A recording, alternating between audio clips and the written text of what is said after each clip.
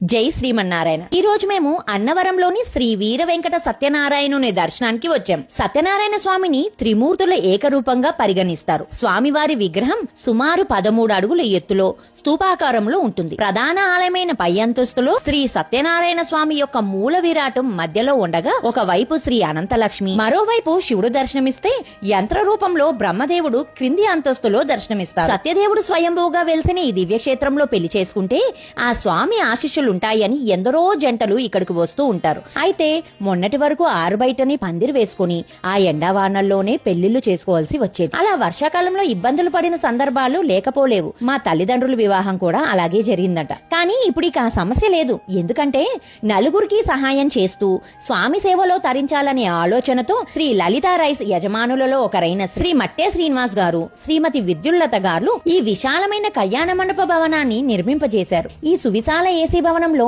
ఒకేసారి 12 జంటల కళ్యాణం జరుపుకోవడానికి ఉచితంగా ఏర్పాట్లు చేశారు. ప్రతి వేదిక వద్ద 100 నుంచి 200 మంది వరకు బంధువులు హాజరవ్వగలిగే అవకాశం ఉంది.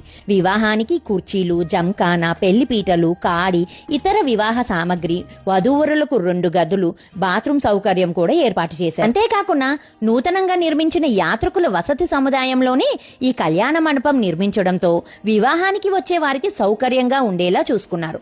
ఈ ఏర్పాట్లన్నీ పూర్తి ఉచితంగా కేవలం సేవాభావంతో శ్రీ లలితా రైస్ వారు దేవస్థానం వారి సహకారంతో భక్తులకు అందిస్తున్నారు. అందుకు వారు ధన్యులు. చూసారా అండి, ఈ ఏసీ కళ్యాణ మండపంలో మండు టెండల్లో కూడా ఎంత హాయిగా ఆనందంగా పెళ్లిళ్లు జరుపుకోగలుగుతున్నారో. దయచేసి ఈ వీడియోని నలుగురికి షేర్ చేయండి. తద్వారా ఆ స్వామి సమక్షంలో ఉచితంగా లభించే ఈ సదవకాశాన్ని ఎందరో ఉపయోగించుకోగలుగుతారు.